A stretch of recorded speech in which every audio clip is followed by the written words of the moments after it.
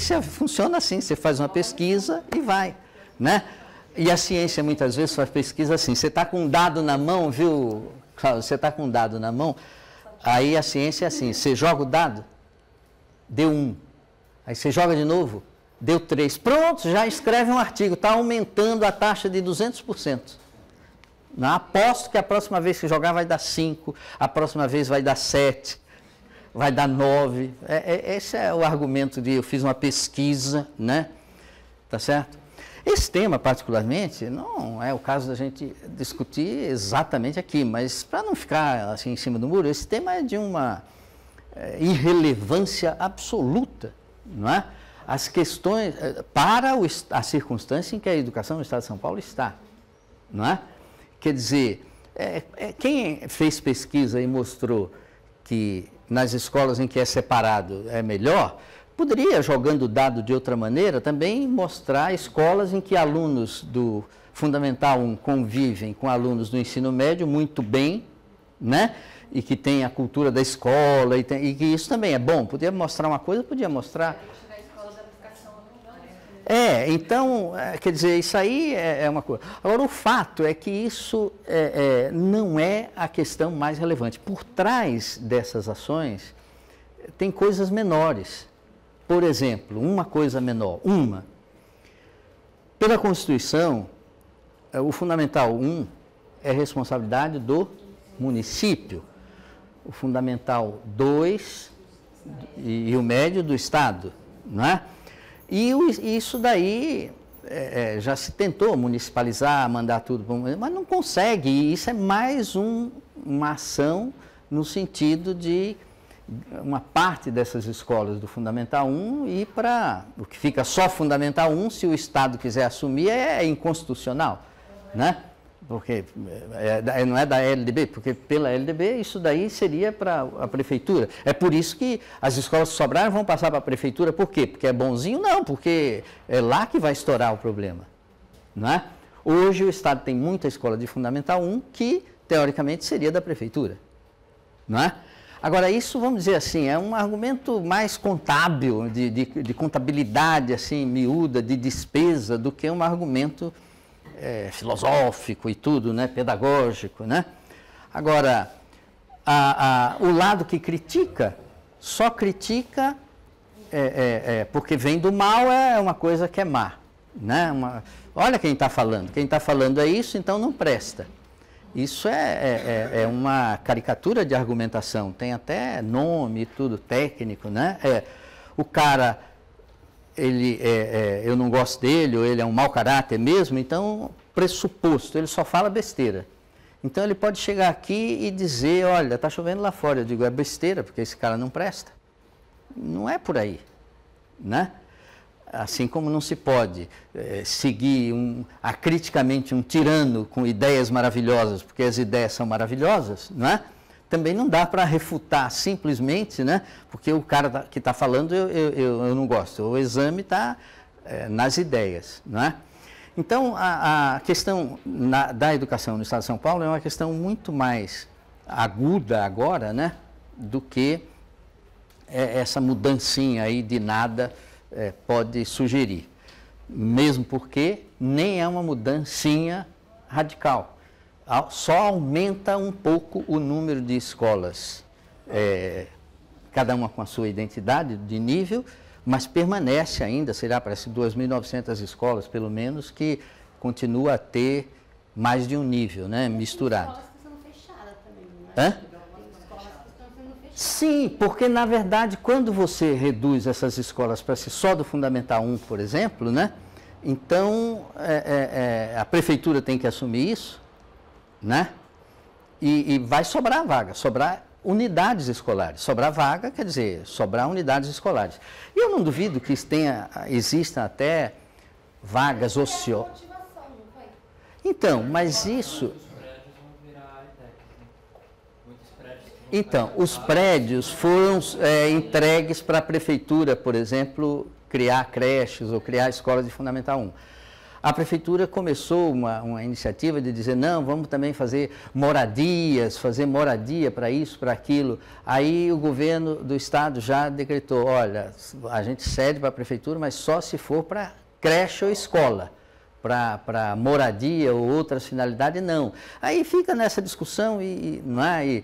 Mas o problema fundamental, acho que não é esse ainda aí. Isso não é que não seja, que seja absolutamente irrelevante, mas não é o mais importante aqui agora, nesse momento, né? É mais importante aqui agora a gente saber, por exemplo, que 3 meses antes de acabar o governo anterior, a gestão anterior do atual governador, 3 meses antes, quem passava pela Secretaria da Educação já ouvia que o atual secretário estava dizendo, olha, faltam só 90 dias, faltam 60 dias, falta isso. Ele estava louco para desembarcar e ir embora. Não estava visivelmente desmotivado, sem interesse mais. Estava, né? Aí, de repente, acaba o mandato, começa o outro, consta que o governador fez um convite a um personagem aí que não aceitou porque estaria interessado no município, e atualmente é o secretário municipal, né? Acabou aceitando mais para frente. E aí, já que não tem tu, fica tu mesmo, e o secretário anterior foi ficando. E a marca desse período tem sido a inação, não há ideia, não há o que fazer, não há projeto, nada está em curso, né? Tá ruim, mas tá bom. E vai indo. Aí, de repente, alguém do nível da burocracia deve ter visto isso como uma iniciativa para se dar uma chacoalhada, de mexer, né? Só que isso, que isso possa trazer um bônus, eu não tenho dúvida, que possa trazer algum tipo de bônus, pode ser só financeiro, mas traz alguma bonificação, né? Alguma coisa boa, mas certamente traz muito ônus. E o que a gente está vendo aqui agora é que foram mal estimados, mal avaliados esses ônus, né?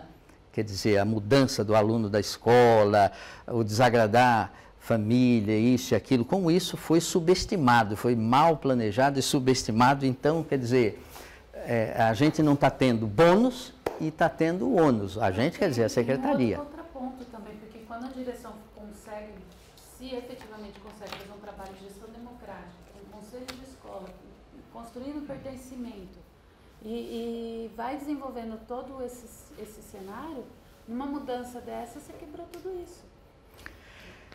Eu acho o seguinte, que se há um fato que a gente pode pretender, assim, como geral, em relação à qualidade da educação numa escola, né?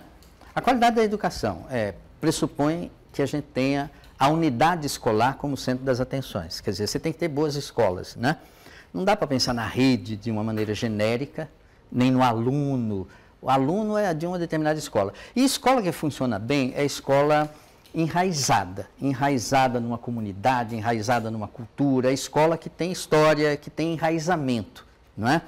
Esse enraizamento é muito mais importante do que o fato de se a escola é de 1º grau, 2º grau, médio, não sei mais o que, o enraizamento, né?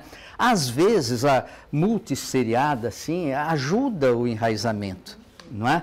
O aluno vai ficando desde pequeno, até cria uma história, às vezes facilita. Às vezes facilita, né? Então, isso é uma coisa muito mais complexa do que simplesmente uma decisão burocrática visando a um bônus, uma bonificação de transferir escolas para a prefeitura, não é? Então, uma ação, assim, destrambelhada, né? Absolutamente, em que, repito, só fica o ônus para a secretaria, para o governo, para tudo, né? Só fica o ônus, né? E a fala do secretário que a gente tem ouvido é dizer assim, não, mas se isso vai melhorar o ensino, por que não fazer? Eu falei, sim, cara pálida, mas quem falou que isso vai melhorar o ensino? Aí alguém foi dizer lá para ele, a pesquisa que mostra. A pesquisa mostra que isso melhora o ensino. Bom, mas vamos ver pelo menos uma perguntinha daqui. Ó. A Fátima, né, tem uma pergunta aqui que ela diz assim, considerando o princípio democrático da igualdade, de todos terem igual valor político, né, oferecendo possíveis argumentos e contra-argumentos, o caso de determinada universidade, onde os nomes indicados para compor a lista tríplice para o cargo de reitor e vice-reitor são aqueles que obtêm maior preferência da comunidade universitária, prevalecendo o peso dos 70% docente, 15%... Bom, é um comentário que você está fazendo, ou é a pergunta?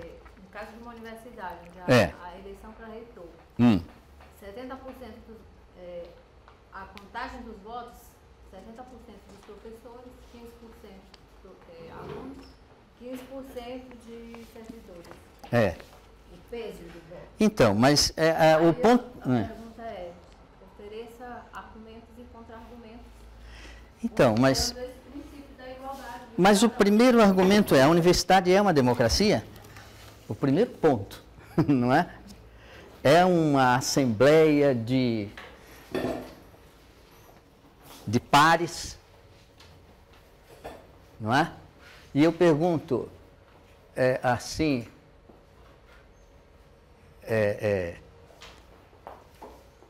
a família é uma democracia? Com o mesmo sentido que estou perguntando se a universidade é uma democracia. Né?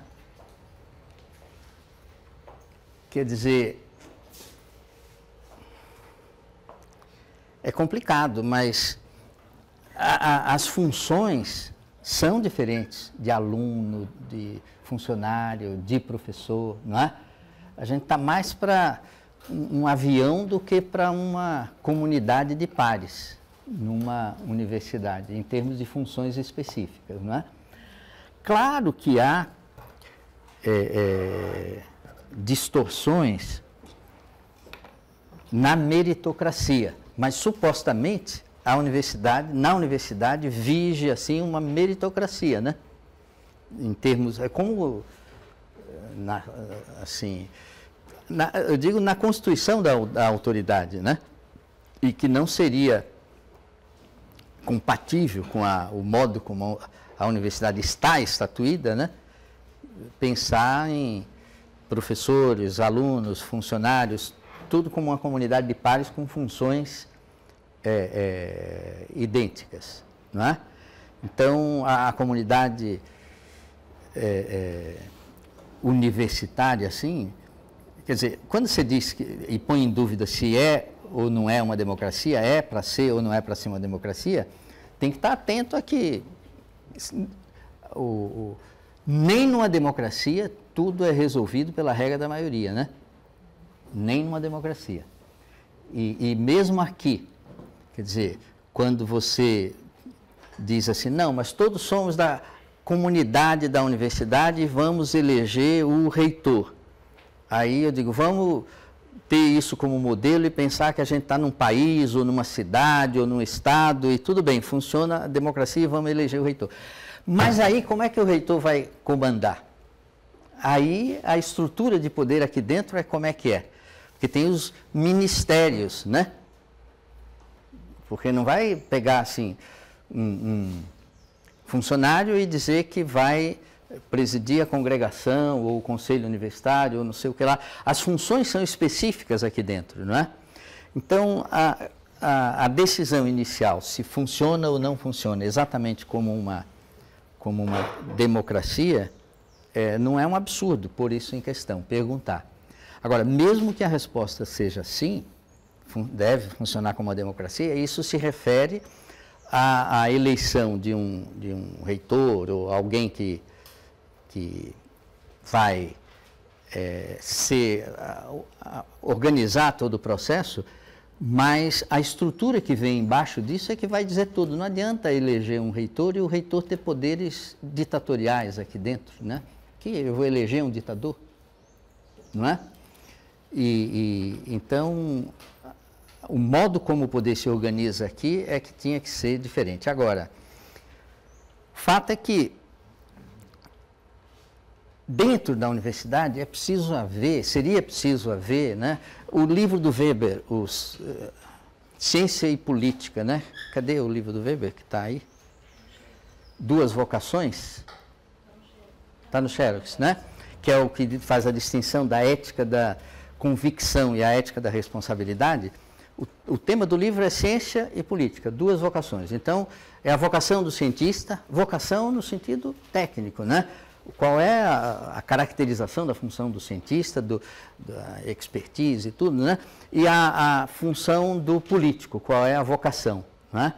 E uma coisa não dá para separar da outra, mas como há vocações diferentes.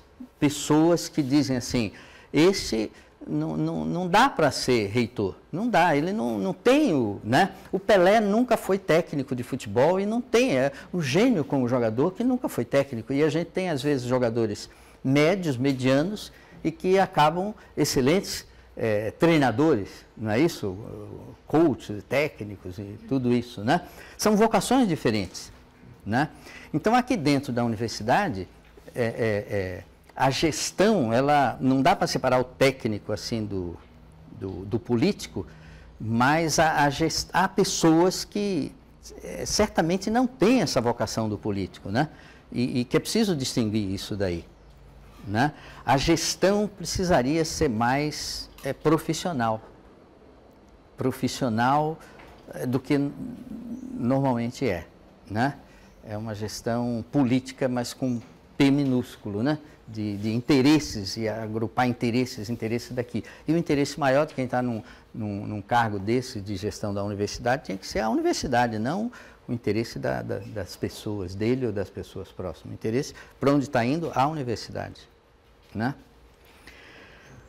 Bom, a gente patina em um monte de questões quando patina e não dá para ser diferente, né? Porque são questões complexas. A gente precisa muito mais ter consciência das perguntas, consciência das dúvidas a respeito de cada um desses temas, do que respostas certas. Essa é a certa e essa é a errada, não é?